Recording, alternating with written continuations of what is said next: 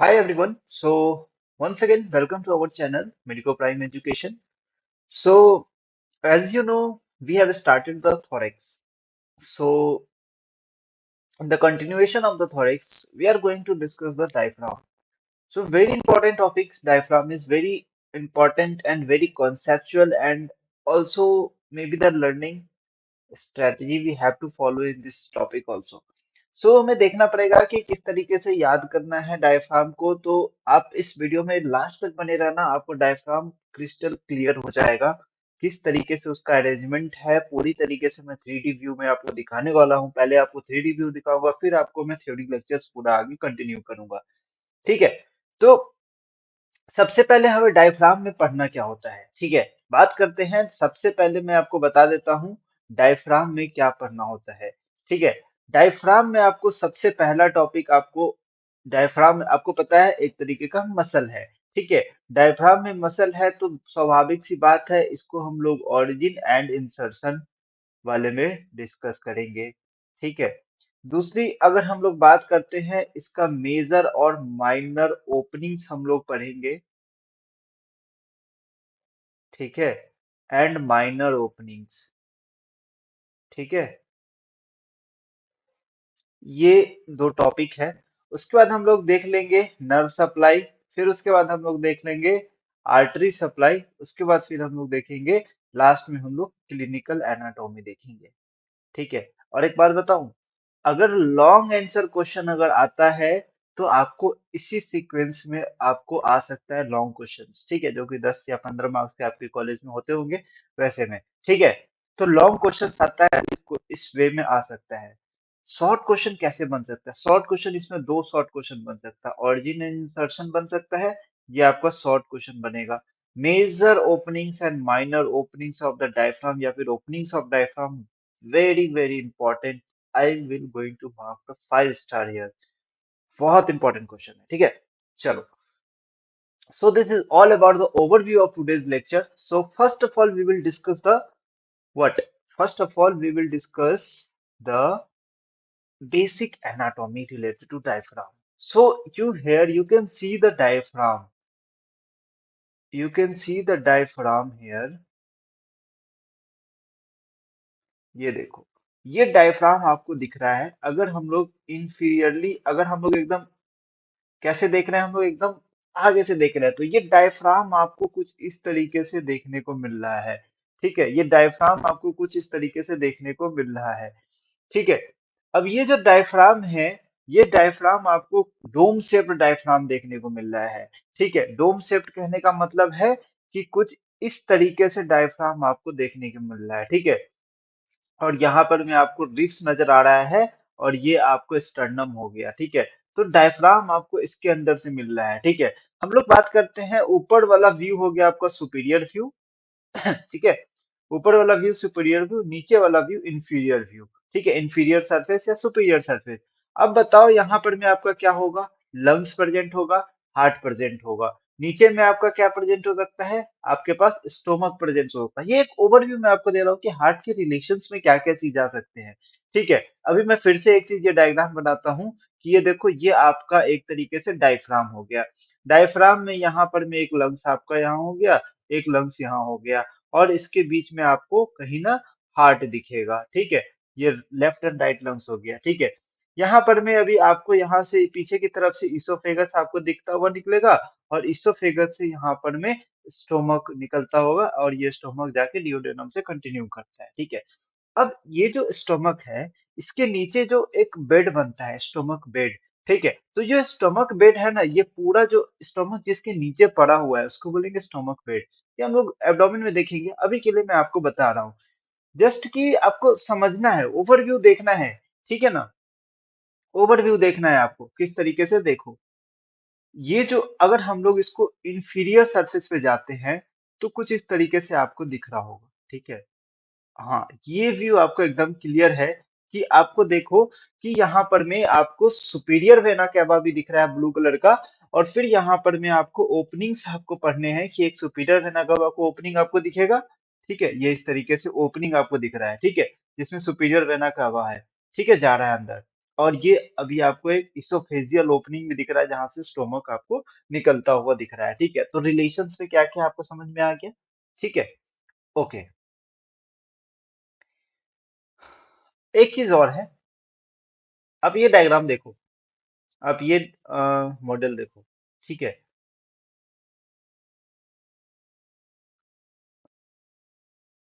एक minute, just wait. हम्म, अब आप देख सकते हो इसमें किस तरीके से यहाँ पर में एक ह्यूमन एनाटॉमी है। इसको हम लोग स्किन को हटा दिए कट करके। अब स्किन को कट करके हटा दिए तो अब हमें क्या दिख रहा है? ठीक है, जब आप इस डायग्राम को देख रहे होगे, जब आप इस डायग्राम को इसमें फिट करते हो तो ये एक रियल डायग्राम आपको दिख रहा है। ये रियल डायग्राम में आप क्या देख रहे हो? यहाँ पर में आपका ये डायफ्राम आपको दिख रहा है, और ये डायफ्राम पूरी तरीके से superior surface of the kidney को क्या कर रहा है? कवर कर रहा है। ठीक है, आप इस तरीके से देखो कि ये जो डायफ्राम है, ये आपका मान लो इस तरीके से किडनी है। ठीक है, ये इसका जो सुपीरियर सरफेस है ना, ये पूरी तरीके से इसको कवर कर रहा है डायफ्राम। ठीक है, और यहीं से आपका क्या है? स्टोमक वगैरह है, तो ये स्टोमक को भी कवर करेगा। ठीक है, वही चीज मैं आपको दिखाना चाह रहा हूँ यहाँ पर। ठीक है, ये देखो, ये ओवरव्यू समझना इंपॉर्टेंट है भाई, एब्डोमेन में बहुत अच्छे से काम आएगा। अगर तुम ओवरव्यू नहीं समझ रहे हो कि क्या है, तो तुम्हें बहुत दिक्कत होने वाली है। ठीक है, अब इसको हम लोग साइड करते हैं। ये देखो, ये अभी आपको दिख रहा है। ठीक है, ये देखो, ये यहाँ पर में अभी तुम देखो, यहाँ पर तुम्हें दिख रहा होगा ये एब्डोमेन का मसल्स है। ठीक है, एब्डोमेन का मसल्स है। अब जब हम इसको इस तरीके से देखते हैं, ठीक है, यहाँ पर में आपको दिख रहा होगा किडनी है और डायफ्राम, आपको सारा चीज दिख रहा है। तो ये ओरिएंटेशन आपको दिख रहा है थोरेक्स किस तरीके से है। ठीक है, बस इसका यही मतलब था मुझे बताने का। थोड़ा सा इसमें अंडरस्टैंड करना आपको ज्यादा भारी पड़ सकता है। ठीक है, अब आप साइड व्यू से जरा देखो। ठीक है, इसको जरा आप साइड व्यू से देखो। ये जो साइड व्यू है ना, ये जो साइड व्यू है, ये आपको लंग्स दिख रहा है। ठीक है, लेटरल व्यू में आपको क्या दिख रहा है? लंग्स। मैं एक ओरिजिनल डायग्राम डायग्राम आपको दिखा रहा हूँ, ये ओरिजिनल डायग्राम है, कैडबरी की इमेज। तो इसको हम लोग क्या किया? रिब्स को काट के हटा दिए, हमें क्या दिख रहा है? लंग्स। अब ये लंग्स के नीचे आप देख रहे होगे डायफ्राम आपको दिख रहा है इस तरीके से। ठीक है, तो ये सब सारा था एक समझने का तरीका। अब आप समझो कि ये डायफ्राम आपको दिख रहा है। ठीक है,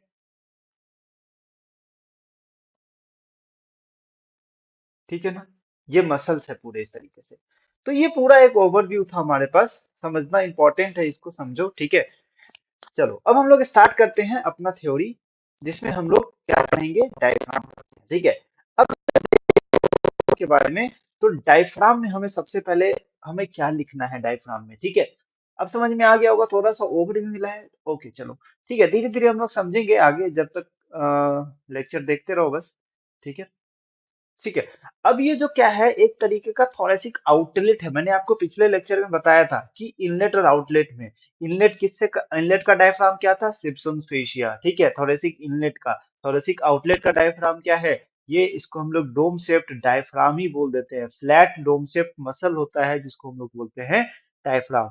इसको हम लोग थोरैको एब्डोमिनल डायफ्राम बोलते हैं। क्यों? क्योंकि एक ऐसा पार्टीशन है जो थॉरेक्स को और एब्डोमेन को क्या करता है? डिवाइड करता है। आपको पता है यहाँ पर में क्या होगा? यहाँ पर में इसोफेगस आपको दिख रहा है, ये इसोफेगस से क्या निकलेगा? स्टोमक निकलेगा, इस तरीके से जाएगा। ठीक है, यहाँ पर में सुपीरियर वेना कावा निकलते हुए आपको दिखाया था। ठीक है, तो ये ओरिएंटेशन आपको अभी समझ आ गया होगा कि ये ओरिएंटेशन है क्या। ये वाला ओरिएंटेशन कैसे अभी था आपको भी दिखाया। ठीक है, इसलिए इतना देर से मैं भी आपको 3D व्यू में दिखा रहा था। आपने नहीं देखा होगा तो आप पीछे जाके देख सकते हैं। ठीक है, तो समझ में आ गया इसका शेप क्या है? डोम शेप्ड है, and it is the principal organ of respiration. ठीक है, अब इसका पार्ट क्या क्या है? सबसे पहला पार्ट जो हम लोग ये देख रहे हैं, ये वाला जो पार्ट है, ये पेरिफेरल पार्ट है। ठीक है, ये जो पार्ट है, ये पेरिफेरल पार्ट है। ये पार्ट को हम लोग बोलते हैं muscular part. This part is known as muscular part. It is the peripheral part of the diaphragm, and the center part is known as and the center part is known as center fibrous part. It is the center fibrous part is known as central tendon, and peripheral part is muscular part. Okay. So understand the concept here. Understand how it's look like our diaphragm, how it's look like. It is a dome shaped, na? It is a dome shaped like that. Okay. So normally अगर हम लोग बात करते हैं तो expiration में क्या होता है, ये डोम शेप्ड होता है। जब इंस्पिरेशन होगा तो ये फ्लैट हो जाएगा कुछ इस तरीके से। ठीक है, मतलब ये जो होगा ना, इंस्पिरेशन जब हम लोग हवा अंदर लेते हैं तो ऊपर में लंग्स होता है ना, ऊपर में लंग्स होता है तो ये लंग्स क्या करेगा, फ्लैट होगा, इसको नीचे की तरफ दबाएगा तो ये क्या हो जाएगा, फ्लैट हो जाएगा। तो ये मैकेनिज्म ऑफ रेस्पिरेशन आप यहाँ से समझ सकते हैं। ठीक है, चलिए अब डिस्कस करते हैं हम लोग ओरिजिन के बारे में। तो ओरिजिन के बारे में हम लोग बोलते हैं कि इसका तीन ओरिजिन होता है, स्टर्नल, कोस्टल एंड वर्टिब्रल। नाम से पता चलता है स्टर्नम से ओरिजिन लेगा, कुछ कोस्टल रिब से ओरिजिन लेगा और कुछ हमारे यहाँ पर भी वर्टिब्रे से ओरिजिन लेते हैं। ठीक है, एक्सटर्नल पार्ट के बारे में बात करें तो एक्सटर्नल पार्ट दो फ्लैशी स्लिप्स होते हैं जो कि कहाँ से अराइज करते हैं, posterior surface of the xiphoid process. देखो ये डायग्राम आपको दिख रहा है, ठीक है, ये डायग्राम में ये स्टर्नम दिख रहा है, हम लोग नीचे से देख रहे हैं ना, तो ये आपको स्टर्नम दिख रहा है। ये स्टर्नम में आपको दिख रहा है, ये स्टर्नम है, इसका जिफॉइड प्रोसेस। तो जिफॉइड प्रोसेस से आपको कुछ फाइबर्स आपको आते हुए दिख रहे हैं, तो ये फाइबर्स क्या हो गया, स्टर्नल पार्ट हो गया। ठीक है, चलो उसके बाद आप देखो कोस्टल पार्ट क्या होता है। On each side it consist of six fleshy ribs which arises from the inner surface of lower six ribs near it's costal cartilage. कहने का मतलब ये है कि ये कोस्टल पार्ट कहाँ से अराइज होता है, ये कोस्टल पार्ट आपका सेवेंथ रिब से आपका अराइज होता है। सेवेंथ रिब से जाके आपको ट्वेल्थ रिब तक जाके इसका अटैचमेंट होता है, अराइज होता है। ठीक है, तो देखो ये आपका 8 हो गया, ये 9 हो गया, ये 10th हो गया, ये 11th रिब हो गया, ये 12th रिब यहाँ पर में अटैच दिख रहा है आपको। ठीक है, तो ये सारे से आपका अटैचमेंट दिख रहा है, ये सारे मसल से आपको यहाँ पर में क्या दिखेगा आपके पास, यहाँ पर आपको क्या दिखेगा, एक तरीके का फाइबर्स अराइज होते हुए दिखेंगे, ये सब सारे मसल से। ठीक है, ये जो फाइबर्स है इसे अराइज होते हुए दिखेंगे आपको। तो इस फाइबर से आपको क्या पता चलता है, ठीक है, इस फाइबर से आपको क्या पता चलता है कि ये जो फाइबर्स है दोनों साइड में, एक इस साइड होगा एक इस साइड होगा, तो दोनों साइड में आपको क्या मसल, क्या अराइज निकलता है, फ्लैसी स्लिप्स आपको अराइज होता है। और कितना फ्लैसी स्लिप्स है, 6 फ्लैसी स्लिप्स है। ठीक है, 1 2 3 4 5 6, 6 फ्लैसी स्लिप्स आपको दिख रहे होंगे। ठीक है, जैसे कि एक स्लिप ये हो गया, एक स्लिप ये हो गया, एक स्लिप ये हो गया, एक स्लिप ये हो गया, एक ये और एक ये 6 fleshy slips arises from the inner surface of the lower six ribs near its coastal cartilage। near its coastal cartilage कहने का मतलब ये है कि यहाँ पर में अभी आपका स्टर्नम था। ठीक है, यहाँ पर में अभी आपका स्टर्नम था। ठीक है, ये स्टर्नम से आपका कोस्टल कार्टिलेज अटैच। ठीक है, ये जो कोस्टल कार्टिलेज है, अब डायफ्राम आपको कहीं इस तरीके से प्रेजेंट है। तो इस डायफ्राम का जो मसल्स है वो इसी के जो 6 रिब्स है यहाँ पर में अटैच, तो ये 6 रिब्स से आपका मसल्स का फाइबर अटैच होता है। ठीक है, समझ में आ गया बात। चलो अब तुम देखो नेक्स्ट का पार्ट क्या है, वर्टिब्रल पार्ट। मतलब ये वर्टिब्रल पार्ट में किस तरीके से अटैचमेंट होता है, बहुत इंपॉर्टेंट वाइवा क्वेश्चन पूछ सकते हैं यहाँ पर में कि इसका जो यहाँ पर में right and left crura of diaphragm बनाता है और 5 आर्कुएट लिगामेंट से ये अराइज होता है।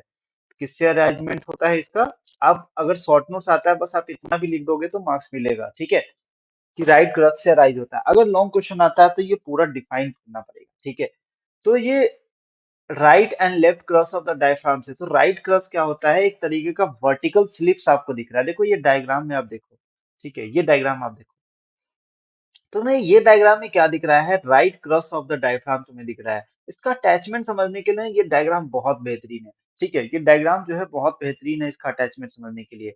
तो right crus of the diaphragm क्या होता है, एक तरह का वर्टिकल फ्लैशी स्लिप है, it is a vertical fleshy slip. Okay, vertical fleshy slip which arises from the side of the, this is the side now, this is the anterior part of the vertebra. This also is the anterior part of the vertebra. Okay, so anterior part of the vertebra, it arises from the anterior aspect of the upper three lumbar vertebra, upper three lumbar vertebra L1, L2 and L3. It arises from the upper three lumbar vertebra.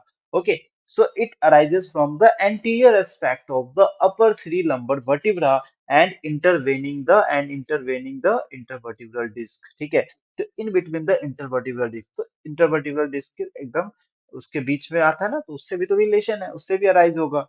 ठीक है, उससे भी arise होगा। ठीक है,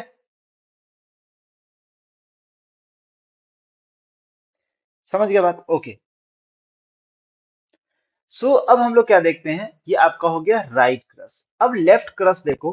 ठीक है, ये लेफ्ट क्रस आपका दिख रहा है, ये लेफ्ट क्रस जस्ट देखो L1 एंड L2, ये डायग्राम फिट कर लोगे ना तो तुम पूरा लिख दोगे। ठीक है, ये डायग्राम बस दिमाग में फिट कर लो तो पूरा लिखा जाएगा आंसर। ठीक है, अब लेफ्ट क्रस क्या है, it is also vertical fleshy slip, same line, it is also vertical fleshy slip which arises from the left side of the two lumbar vertebra, वहां पर में थ्री लंबर वर्टिब्रा था, यहाँ पर में left side of the anterior aspect of the upper two lumbar vertebra, वहां पर में अपर थ्री लंबर वर्टिब्रा था, यहाँ पर में थ्री, यहाँ पर में दो लंबर वर्टिब्रा है अपर वाला। ठीक है, कौन सा? अपर वाला। यहाँ पर में भी क्या है? अपर वाला, लेकिन दो है, लेकिन देखो राइट में ज्यादा वो आता है तो इसमें तीन याद रखो, इसमें दो है। ठीक है, ज्यादा अल्फाबेट्स है ना, इसलिए। चलो, अब देखो यहाँ पर में अराइजेस होता है from the upper two lumbar vertebra and their intervening intervertebral disc. Okay, so this is clear. This is clear. Okay. So this crura is like a what? This crura is like not like line here. This is the I am showing the point of origin. This is not a line. This is not a line of muscle. So it arises like this. It arises like this. Okay, and this arises like this. ठीक है, and medial margins of the crura are tendinous. ठीक है, ये आपका हो गया medial side या collateral side. तो ये जो मीडियल मार्जिन है ना, ये टेंडिनस ऑरिजिन होता है। ठीक है, टेंडन टाइप का दिखेगा आपको। ठीक है, अब ये डायग्राम में हम लोग देख लेते हैं। ये डायग्राम में आपको दिख रहा होगा, ये आपके पास क्या है, ये आपके पास क्या है, राइट साइड, और ये आपका लेफ्ट साइड। तो ये आपका लेफ्ट क्रूरा हो गया, लेफ्ट क्रूरा हो गया, और ये आपका राइट क्रूरा हो गया। ठीक है, तो ये राइट क्रूरा आपको दिख रहा होगा L1 L2, ये आपका हो गया L1 L2 और L3। तो L1 L2 L3 से क्या दिख रहा है, राइट क्रूरा क्रूरा। और ये मसल किस तरीके से जा रहा है, जाके यहाँ पर में इसोफेजियल ओपनिंग को बना रहा है। ठीक है, इसोफेजियल ओपनिंग को बना रहा है। ठीक है ना, चलो,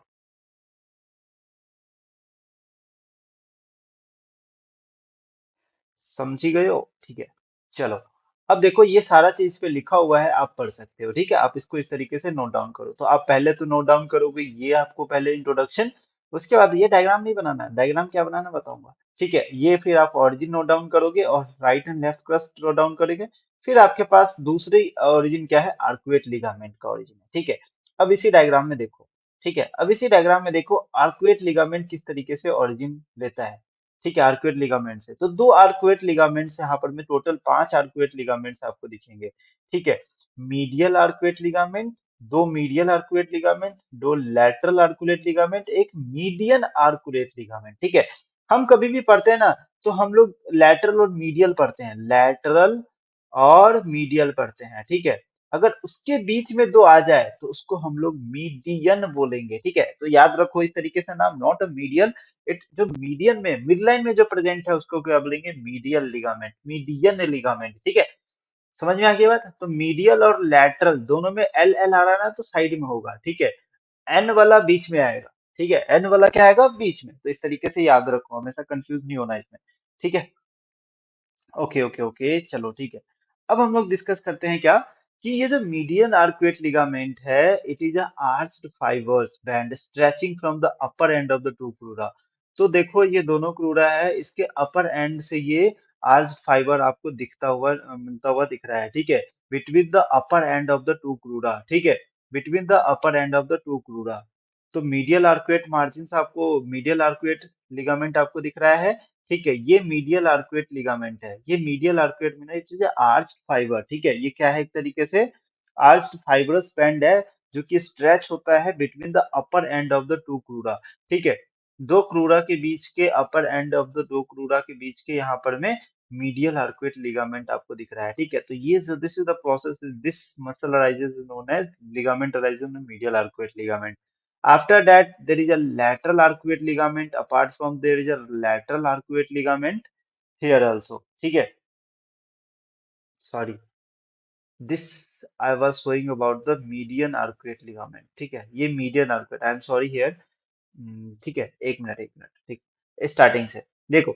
मीडियल और मीडियन, थोड़ा मैं आपको समझाते कंफ्यूज हो गया। ठीक है, मीडियन आर्कुएट लिगामेंट जो होगा, ये दोनों मीडियन आर्कुएट लिगामेंट है, ये क्रूरा और ये क्रूरा, ये दो क्रूरा के जो अपर एंड है, उस अपर एंड को क्या बोलते हैं, उसको कनेक्ट करते हैं।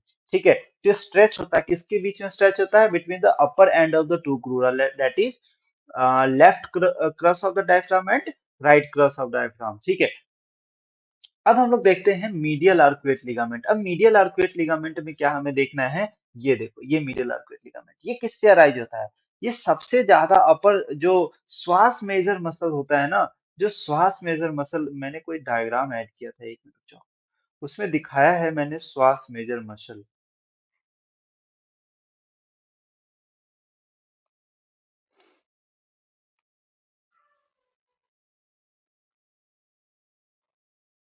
नहीं है, ठीक है, मैं ऐड करना भूल गया था, चलो छोड़ो, देखो, यहाँ पर में आपका अटैचमेंट होता है श्वास मेजर मसल। ठीक है, इस तरीके से अटैचमेंट होता है।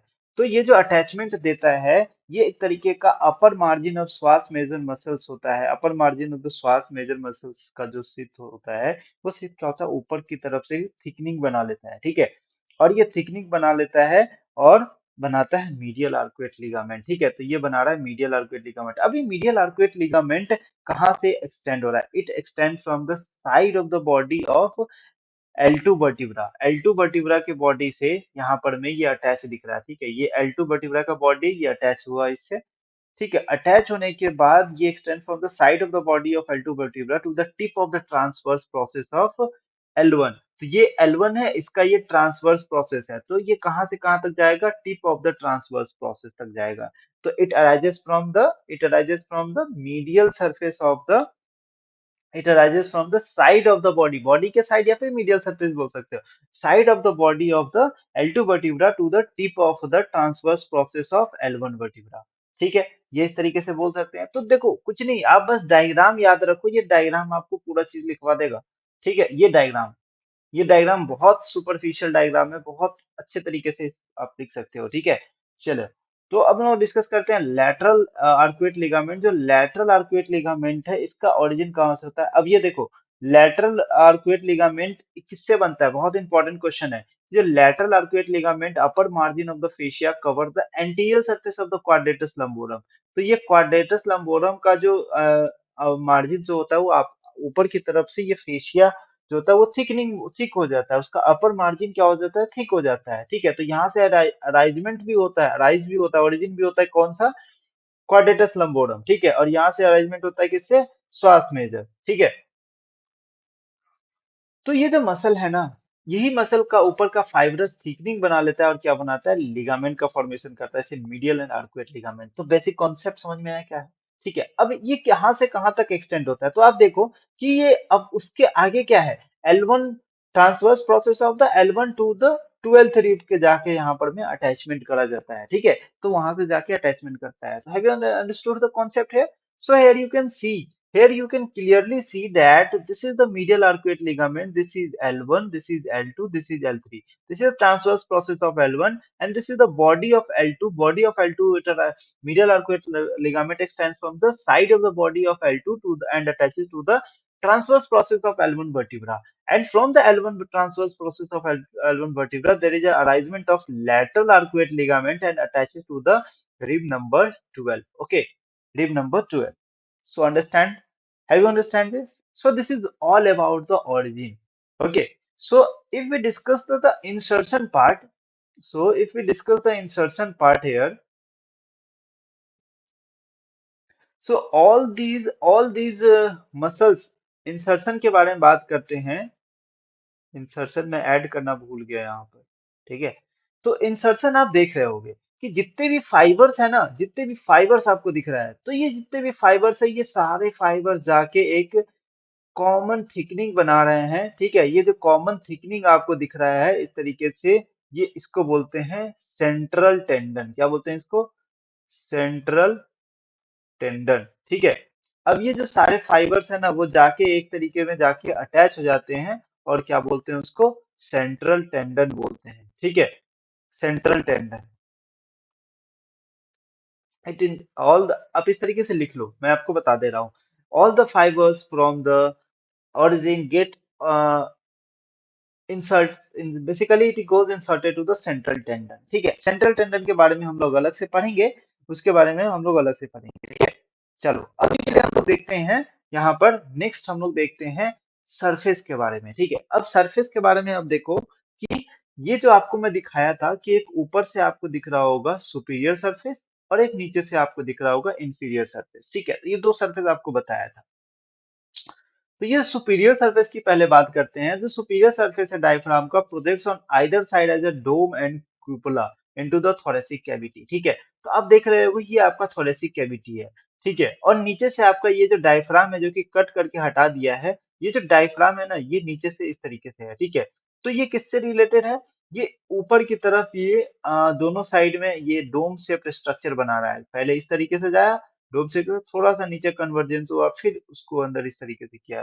तो कुछ इस तरीके से आपको दिख रहा होगा। ठीक है, अब ये क्यों आया? यहाँ पर में आपका रखा हुआ है बीच में सेंट्रल में heart.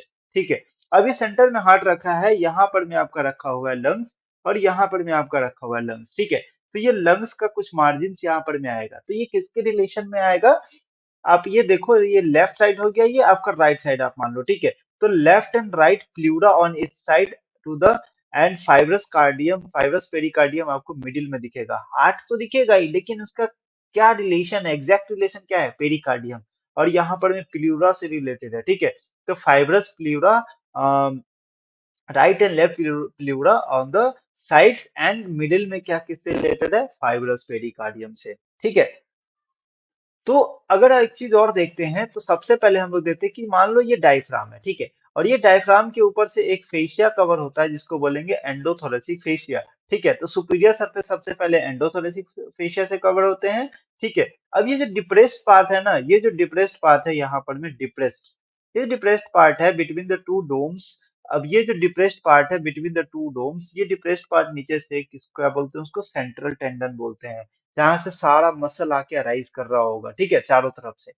Understand the concept? Okay, so this is all about the diaphragm of superior surface. अब हम लोग इंफीरियर सरफेस से बात करें, तो आप ये डायग्राम देख के थोड़ा सा दिमाग में फिट करो।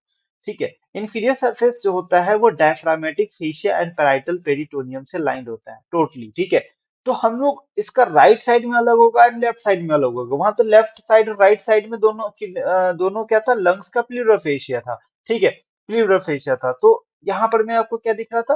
प्लूरल फेशिया दिख रहा था। Left pleura and right pleural आपको दिख रहा था, लेकिन ऐसा यहाँ पर में कुछ नहीं दिखा। यहाँ पे डायफ्रामेटिक फेशिया है, पेरिटोनियम आपको दिखेगा। ठीक है, देखो ये आपका इंफीरियर व्यू है। ठीक है, इंफीरियर सरफेस आपको दिख रहा है। तो इंफीरियर सरफेस से क्या क्या रिलेटेड है? राइट साइड में आपको क्या क्या प्रेजेंट होता है? आप नॉर्मल सी बातें सोचो कि राइट साइड में आपको क्या क्या प्रेजेंट होता है। ठीक है, राइट साइड में आपके पास ये लीवर है।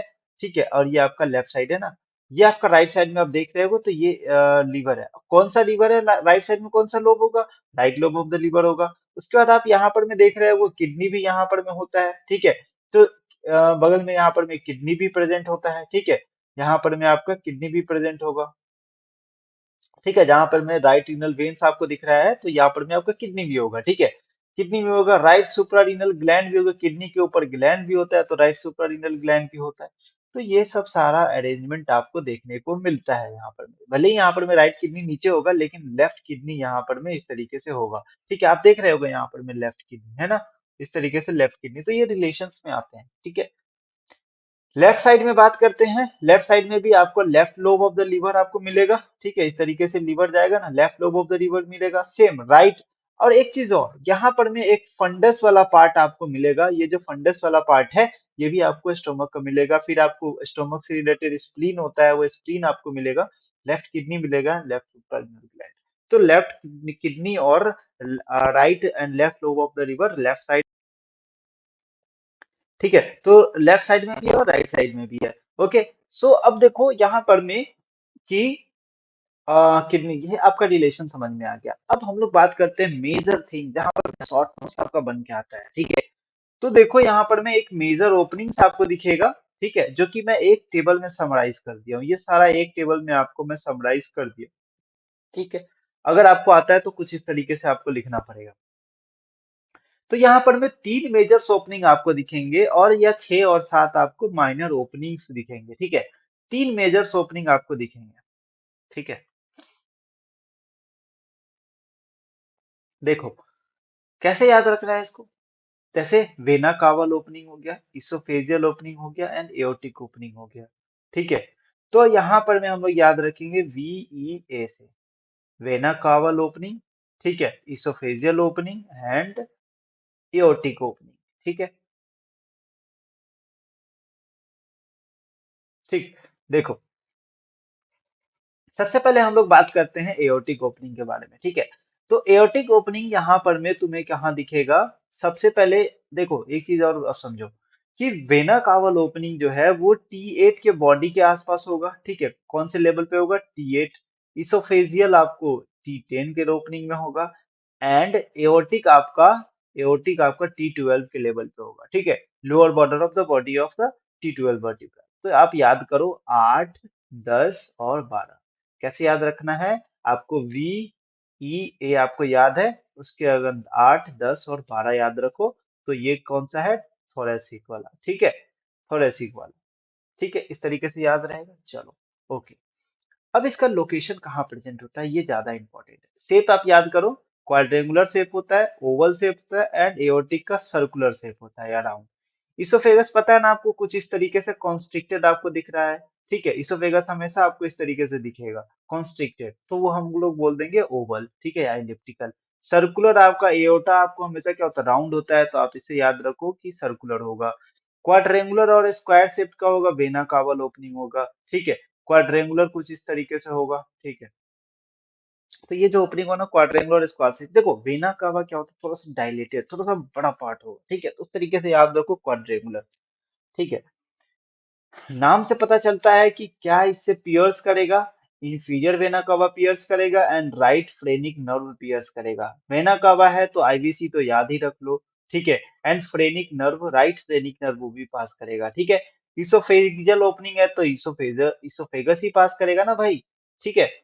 अगर हम लोग बात करते हैं right and left vagus trunk यहाँ पर में पास करेगा एंड इसोफेगस है तो oesophageal branch of the left gastric artery, जो गैस्ट्रिक आर्टरी है जो राइज होता है, तो वो गैस्ट्रिक आर्टरीज पास करेगा। तो गैस्ट्रिक ये सब आर्टरीज आ रहे हैं ना, तो भाई थोड़ा सा लिए अभी याद करके चलो, क्योंकि हम लोग पढ़ेंगे आगे, ठीक है। जब हम लोग एब्डोमेन, इसके बाद हम लोग एब्डोमेन स्टार्ट करने वाले हैं, तो जब एब्डोमेन पढ़ेंगे ना तो उसमें सारा चीज मैं डिस्कस में डिटेल में बताऊंगा, ये सारे आर्टरीज के बारे में, कहाँ से अराइज होता है, ठीक है।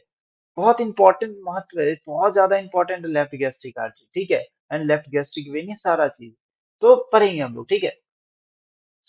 बात करते हैं अब, एओर्टा का ओपनिंग बहुत इंपॉर्टेंट है, राइट से लेफ्ट की तरफ, राइट से हम लोग लेफ्ट की तरफ हम लोग जाते हैं, तो हम लोग याद रखते हैं एओर्टा से ही याद रखते हैं। क्या याद रखेंगे, ठीक है। एओर्टा में तो एओर्टा आएगा ही, एजाइगस वेन हो गया, ठीक है, एजाइगस वेन हो गया एंड थोरेसिक डक्ट हो गया, ठीक है। तो एजाइगस वेन हो गया एंड थोरेसिक डक्ट और एओर्टा तो आपको पता ही है, ठीक है। तो एजाइगस वेन हो गया एंड थोरेसिक डक्ट हो गया और एओर्टा तो आपको पता ही है लास्ट में एओर्टा, ठीक है। तो इस तरीके से याद रखो, है ना। चलो अब हम लोग बात करते हैं लोकेशन के बारे में। इन द सेंट्रल टेंडन में ये क्या होता है, central tendon the slightly to the right of the median plane between the central and right posterior leaflets, कहने का क्या मतलब है, देखो ये कहाँ प्रेजेंट होता है, ये आपके पास कहाँ प्रेजेंट होता है, in the central tendon, central tendon है, ठीक है। ये आपको कुछ स्क्वायर टाइप का आईबीसी ओपनिंग दिख रहा है, ठीक है, आईबीसी ओपनिंग दिख रहा है। तो ये आपका क्या कौन सा साइड है, राइट साइड है और ये आपका लेफ्ट साइड है, ठीक है, ये आपका राइट साइड। तो इन मिड लाइन के कहाँ प्रेजेंट है, मिड लाइन के slightly to the right of the median plane. तो मीडियन प्लेन अगर हम लोग बात करते हैं between the central and right posterior leaflet, तो हम लोग इसको क्या बोलेंगे कि between the right of the central, mid line हम लोग ऐसे बोल देंगे, right of the median plane के राइट में होगा, ठीक है। ये आपका मीडियन प्लेन है ना भाई, तो मीडियन प्लेन के राइट में आपको बेसिकली देखने को मिलेगा, ठीक है, ओके। इसोफेजियल ओपनिंग आप देखो कहाँ प्रेजेंट है। इसोफेजियल ओपनिंग, अब ये डायग्राम बनाओ ना इस तरीके से, ठीक है, ये डायग्राम आपको बनाना है, ये बनाना है एग्जाम में, ठीक है। ये जो इसोफेजियल ओपनिंग आपको दिख रहा है, इसमें आपको, अब देखो आईबीसी में क्या क्या दिख रहा है, राइट फ्रेनिक नर्व पास कर रहा है ना, एंड आईबीसी पास कर रहा है, ये दो आपको बताया था, तो ये दो चीज आपको पास करता हुआ दिखेगा। अब देखो यहाँ पर में ये इसोफेगस है, अब oesophageal branch of the left gastric artery आपको दिखेगा, लेफ्ट वेगस ट्रंक दिखेगा, ठीक है, एंड राइट वेगल ट्रंक आपको दिखेगा, right and left vagal trunk आपको दिख रहा है, ठीक है, और oesophageal branch of the left gastric artery, और इसोफेगस खुद भी जा रहा है, ठीक है। तो ये कहाँ है, slightly left to the leaflet of the median plane, ठीक है। और यहाँ पर में क्या हो रहा है,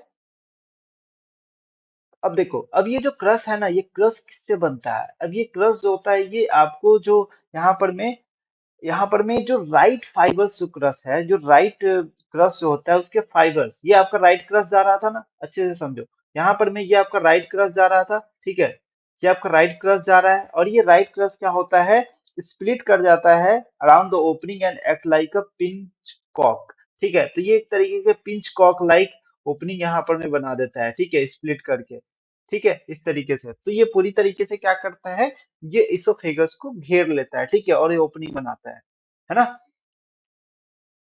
और मिडलाइन में बिटवीन द मीडियन और आर्कुएट लिगामेंट आपको दिख रहा होगा एक और ओपनिंग, जिसको हम लोग बोलते हैं एओर्टिक ओपनिंग, जहां से एओर्टा पास कर रहा है।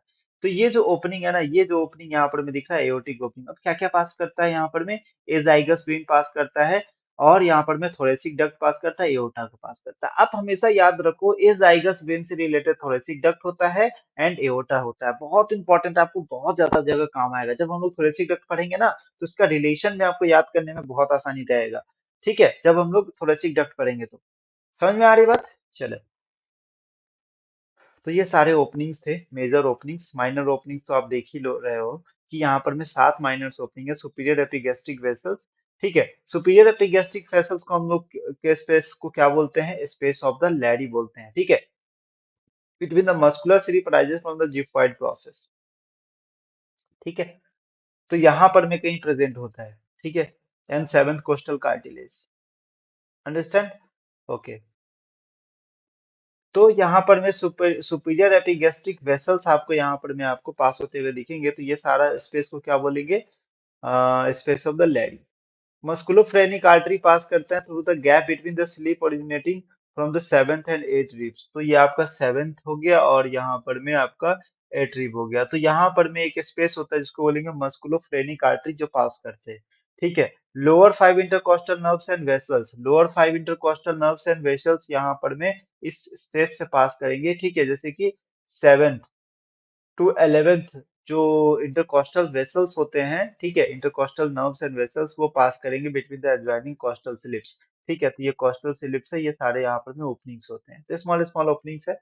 सब costal nerves for passes for the lateral arcuate ligament, तो सब coastal nerves and vessels pass deep to the lateral arcuate ligament, sympathetic pass deep to the medial arcuate ligament, important question है, कि sympathetic chain कहाँ से पास करता है, medial arcuate ligament से, ठीक है, मीडियल आर्कुएट लिगामेंट के डीपली यहाँ पर में आप देख रहे होगे superior sub costal sorry sub costal nerves and vessels pass होते हैं, greater and lesser least splanchnic nerves pass होते हैं, piercing the crus of the diaphragm, ठीक है, तो डायफ्राम के क्रस को पास करके, ठीक है, उसको पियर्स करके यहाँ पर में greater lesser and least splanchnic nerve pass होता है, हेमिजाइगस में pierce the left crus of the diaphragm, ठीक है, तो ये सारा स्मॉल स्मॉल ओपनिंग्स बनाते हैं जिससे क्या पास करता है वो आपको दिख रहा है, ठीक है, तो ये नाम आपको याद आना चाहिए कि ये नाम कहाँ कहाँ और कहाँ कहाँ से पास करता है, ठीक है। बेसिकली मेजर ओपनिंग्स ही पूछते हैं एग्जाम में, ठीक है, शॉर्ट नोट्स मेजर ओपनिंग से ही आता है, तो यही इतना बड़ा है तो वो फिर शॉर्ट नोट्स में कितना ही लिखोगे, है ना। चलो, अब हम लोग देखते हैं नर्व सप्लाई के बारे में, देख लेते हैं। जो नर्व सप्लाई है ये दो नर्व से पास करता है, right and left phrenic nerves, उसके बाद लोअर 5 इंटरकोस्टल नर्व, सब कोस्टल नर्व्स, ठीक है। तो इंटरकोस्टल नर्व्स जो है पेरिफेरल पार्ट को सप्लाई करता है, ठीक है। फ्रेनिक नर्व यहाँ पर मैं समझो, यहाँ पर मैं थोड़ा सा कलर डिजाइन अच्छे से दिया हूँ क्योंकि आप ना लिख समझ सको, ठीक है। फ्रेनिक नर्व जो है ना, दोनों मोटर और सेंसरी होता है, तो राइट फ्रेनिक नर्व क्या करता है, मोटर इनर्वेशन करता है, लेफ्ट फ्रेनिक नर्व भी मोटर इनर्वेशन करेगा, लेकिन दोनों में एक डिफरेंस है, ये right half of the diaphragm up to the margins and oesophageal opening तक ही जाके ये मोटर सप्लाई देगा, लेकिन अगर लेफ्ट फ्रेनिक नर्व है तो वो मोटर सप्लाई कहाँ तक देगा, left half of the diaphragm में देगा, up to the left margin of oesophageal opening. तो वही चीज है, left margin of oesophageal opening लगा देना और इस तरीके से हम लोग याद कर सकते हैं, ठीक है। Okay, so phrenic nerve provides the sensory innervations also. Sensory innervation किसको देगा? सेंट्रल टेंडन को, प्लूरा को, पेरिटोनियम, ठीक है। तो फ्रेनिक नर्व सेंसरी इनर्वेशन देते हैं। समझ में आ गई बात? ठीक है, तो ये आप डायग्राम आप देख लो, ये डायग्राम आपको बनाना ही बनाना है एग्जाम में। Artery supply, superior phrenic arteries, inferior phrenic arteries, pericardio phrenic arteries, मस्कुलो phrenic arteries, superior epigastric arteries, left five intercostal, सब कोस्टल आर्टरीज। तो ये सारा इसका जो ब्रांचेज है और इससे मेनली इससे देते हैं, ठीक है। सुपीरियर फ्रेनिक आर्टरीज को हम लोग क्या बोलते हैं? फ्रेनिक आर्टरीज ही बोलते हैं, ठीक है। फ्रॉम द एओर्टा से रिलीज होता है, इंपॉर्टेंट क्वेश्चन है, ठीक है। और इसमें कुछ इंपॉर्टेंट है नहीं, आप बस नाम याद रख लो, जब आएगा तो आप लिख देना, ठीक है। क्लिनिकल एनाटॉमी के बारे में बात करते हैं। आपको हिचकी आई है क्या कभी? ठीक है, कुछ हिचकी जो होते हैं वो इसके कारण बड़ी वेरी कॉमन डिसऑर्डर है डायफ्राम का, ठीक है। हिचकी होते जा रहा है, ठीक है। हिचकी क्या है? ये एक तरह का involuntary intermittent contraction of the muscles होता है। तो ये जो मसल्स होता है ना, कॉन्ट्रैक्ट करते हैं इस तरीके से कॉन्ट्रैक्ट करते हैं। अब ये कॉन्ट्रैक्ट यूजुअली क्या होता है, कब होता है? जब हम लोग large amount of volumes of food, ज्यादा अमाउंट में हम लोग कवर कवर कर लेते हैं। मतलब जो आदमी जल्दी जल्दी खाना खा रहा है, उसको भूख, तेजी से भूख लगा है। तुम एक बात बताओ, तेजी से भूख लगा होता है ना, तो एक तरह का कॉन्ट्रैक्शन चलता है जिसको बोलते हैं हंगर कॉन्ट्रैक्शन। तो हंगर कॉन्ट्रैक्शन ना, तो अब जो इंसान को तेजी से भूख लगा, वो जल्दी जल्दी खाना खाएगा। सिंपल सी बात है कि हाँ, उसको भूख मिटाना है। वो जल्दी जल्दी जब खाना खाता है तो उस समय तो ऑलरेडी कॉन्ट्रैक्शन चलता रहता है। जो खाना खाते हैं ना, तो और कॉन्ट्रैक्शन स्टार्ट हो जाता है। तो जिसके कारण क्या होता है? हिकअप्स हो जाता है। हिकअप्स मतलब हिचकी, ठीक है। तो हिचकी यहाँ पर में स्टार्ट हो जाता है। समझ में आ रही बात? ठीक है। तो कम समय में जल्दी जल्दी खाने खाने से कॉन्ट्रैक्शन स्टार्ट होता है, जिसके कारण हिकअप्स जनरेट होता है, ठीक है। दूसरा बहुत इंपॉर्टेंट चीज है हर्निया। तो हर्निया मोस्ट कॉमन हो सकता है। अब आप देखो यहाँ पर में हर्निया के बारे में, ये दो डायग्राम आपको अच्छे से समझ आना है, ठीक है, समझ आए। तो ये जो डायग्राम आप देख रहे हो ना, यहाँ पर में स्टोमक है। अब ये स्टोमक क्या कर रहा है? ये ऊपर की तरफ ये इसोफेजियल ओपनिंग से कहाँ जा रहा है? इस तरीके से यहाँ पर में पूरी तरीके से ये थोरैक्स में चला जा रहा है। तो ये जो ओपनिंग है ना, ये अब ये ये हार्ट को इधर धकेल दिया, लंग्स इधर आ गया दोनों, तो ये पूरी तरीके से डिसअरेंजमेंट हो जाता है। लंग्स कंप्रेस हो जाएगा। अपेरेंट डेक्स्ट्रोकार्डिया आपको देखने को मिलेगा, ठीक है। क्यों? क्योंकि क्वाइल्स ऑफ इंटेस्टाइन और स्प्लीन भी अंदर चला गया, ठीक है। क्वाइल्स ऑफ इंटेस्टाइन आपको दिख रहा है, तो herniated into the thoracic cavity. Stomach भी हर्निएट हो गया थोरेसिक कैविटी में। इसको बोलते हैं posterior lateral hernia of diaphragm. इसमें क्या क्या दिखते हैं? स्टोमक हर्निएट हो जाएगा, herniated coils of intestine and spleen वगैरह सब हर्निएट हो जाएगा। कैसे हर्निएट होता है? तो सबसे पहले ये जो फ्रेनिको स्प्लीनिक लिगामेंट है, जो कि इसको टाइट करके रखता है, ठीक है। आप पढ़ो यहाँ पे, ठीक है। May occur through the diaphragm at the level of oesophageal hiatus. कहाँ होता है? Oesophageal hiatus. स्टोमक्स में हर्निएट तो पोस्टीरियर मीडियस्टिनम में जाके हर्निएट कर जाता है, जिसको बोलते हैं हाइटल हर्निया, ठीक है। अगर मान लो डायफ्रेनेटिक हर्निया कैन बी कंजेनाइटल, ये कंजेनाइटल भी हो सकता है, and the result of abnormality development of diaphragm in the future. मतलब क्या है कि डायफ्राम के डेवलपमेंट में कुछ दिक्कत हो गया, जिसके कारण होल्स बड़े हो गए हैं यहाँ पे, या फिर आपको फ्रेनिकोकॉलिक लिगामेंट अगर नहीं होता, वो अगर डिसअपियर हो गया, तो इस केस में भी हो सकता है। एब्डोमिनल ऑर्गन्स में produce into the thoracic cavity and disturb the development of the lungs causing problem। तो लंग्स डेवलपमेंट में भी प्रॉब्लम हो सकता है, ठीक है। डायफ्रामेटिक हर्निया एक्वायर्ड भी हो सकता है, usually as a result of blunt force trauma, road traffic accident के कारण भी हो सकता है, सीवियर फॉल होगा, ठीक है। तो इस केस में डायफ्रामेटिक हर्निया को सर्जरी करके उसको ऑर्गन्स जो होते हैं, जो भी, तो वो नीचे की तरफ पुल कर दिए जाते हैं, ठीक है। उसका सर्जरी होता है, ठीक है। सर्जरी से सब ठीक हो जाएगा। आई नो ये वीडियो थोड़ा लंबा हो गया है, बट कोई नहीं।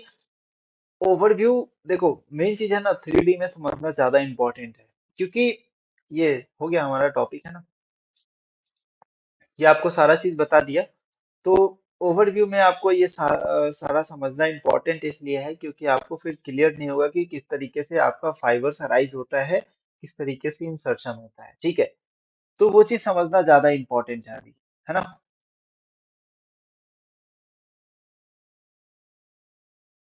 चलिए, चलो तो हो गया ये डायफ्राम। इसके बाद आपको पता है ये हमारा इम्पोर्टेंट टॉपिक्स का सिलसिला चलता रहेगा, जिसमें हम लोग ने दो टॉपिक्स कर लिए बेसिकली। आप विश्राम सिंह में देखोगे तो एक चैप्टर में दिया हुआ है ये दोनों। ठीक है। तो अभी आप जाके ना बीडीसी पढ़ो और विश्राम सिंह दोनों साथ में लेके पढ़ो, डायग्राम को रिलेट करके पढ़ो। आपके पास पीडीएफ है, पीडीएफ से पढ़ो, ठीक है। लेकिन पढ़ो एक बार रीडिंग, फर्स्ट ईयर में हो तो एक बार रीडिंग जरूर डालना। आपने फर्स्ट ईयर पूरा मगजमारी करी है तो आप जस्ट लास्ट टाइम में अब आप देख रहे होगे, तो आप जल्दी जल्दी से इतने टॉपिक्स आप थोड़ेक्स में कंप्लीट करके जाना। अगर फिर भी कम टाइम है, ठीक है, अगर फिर भी कम टाइम है तो उस केस में भी आपको मैं टिक लगा देता हूँ, वो टॉपिक करके जाना, डायफ्राम करके जाना, ठीक है। एटिपिकल नर्व्स इसमें करके जाना, ठीक है।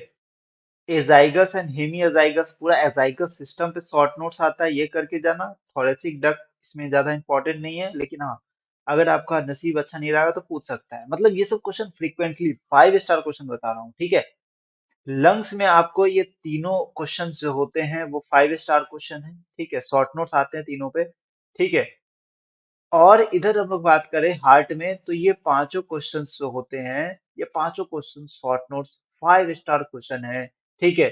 लॉन्ग क्वेश्चंस में भी आते हैं, सबको मिक्स करके आएगा लॉन्ग क्वेश्चन, ठीक है। ये ज्यादा इंपॉर्टेंट लॉन्ग आंसर क्वेश्चन यहाँ से बनता है थोड़ा इसमें, ठीक है। तो ये अगर टॉपिक इतना करके जाते हो तो पूरे थोड़ेक्स आपका कंप्लीट हो जाता है, ठीक है। तो बाकी पढ़ना तो पूरा है फर्स्ट ईयर में, ठीक है। देखो, बुक रीडिंग ज्यादा अच्छे से करो, ठीक है। एक एक लाइन को समझो थोड़ा सा, तो ज्यादा अच्छा रहता है ना। बाद में कोई दिक्कत नहीं आती, ठीक है। चलो हम लोग मिलते हैं नेक्स्ट वीडियो में। नेक्स्ट वीडियो में हम लोग डिस्कस क्या करेंगे, नेक्स्ट वीडियो में हम लोग डिस्कस करेंगे muscles of the thoracic wall, जैसे इंटरनल इंटरकोस्टल मसल जो भी होते हैं, एक्सटर्नल इंटरकोस्टल मसल्स, ठीक है, एंड इंटर इंटरकोस्टल मसल। तीन तरीके के मसल होते हैं ना इंटरकोस्टल मसल, तो ये तीनों तरीके के मसल्स हम लोग डिस्कस करेंगे, ठीक है, नेक्स्ट वीडियो में, ठीक है। Thank you, thank you so much.